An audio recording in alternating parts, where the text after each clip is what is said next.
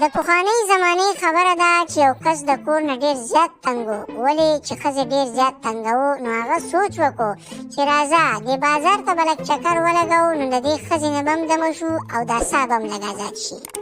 دا لږ غرڅنی و نو د غرونو په ځنګلونو کې بازار ته روان شو. دا چوچو روان روان چې کله د ځنګل منځ ته ورسېده نو څه د غوړتار یوازې واورېد. نو اول خو دا چوچو په ځان شکي شو او لاندې خپل پرتوب ته یې وکتل چې ما خو څه نقصان نه دی کړی که نه. دې چوچو چې ځان ته وکتل نو چوچو ښه برابر و. نو دې چوچو چې بیا صحیح غوږ کېښودو نو د هغې مخامخ جخ نه ورته دا زورونه راتلو. نو دې چوچو سوچ وکړو کیدای شي چې د چا خېټه خرابوي او که یې داسې پې چې لاړ شم او دا پلیجل ګولۍ وله ورکړم ځکه چې چوچو به ځان سره دوه درې قسمه ګولۍ ګرځولې ځکه هغه باندې پخپله هم هیزه وه.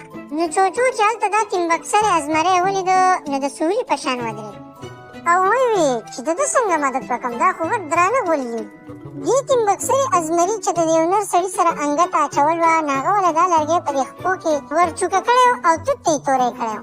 نو چوچو چې د تیمبکسرې د خپې نه دا وینه په بهېدو ولیده او بیا چې د ازمري دې وړانې څېرې ته وکتل لوڼۍ پرې وسوځېده وایي چې پرېږده الله به خیر کړي او لاړو پسې.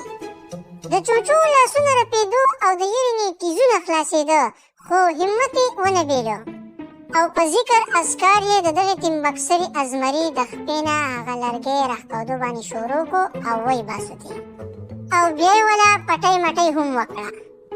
نو شعر د دغې چوچو شکریا ادا کړه او دی ورته صفا صفا خبره وکړه. ځوانه دا کار تا د الله د رضا دپاره وکړو او که د الله د رضا دپاره دې کړی نو زما نه ګورئ چې هېڅ تمه ونه ساتې داسې نه چې په خپله سباله توت ته توری کېږي نو وروره ما ته به چغې نه وباسې زه پکې نه یم. دغې څېرې وله زمري ورته وویل چې ښه والی دې وکړو الله دې خوشحاله کړه خو موږ له به غول نه جوړې او په مخه ترې روان شو.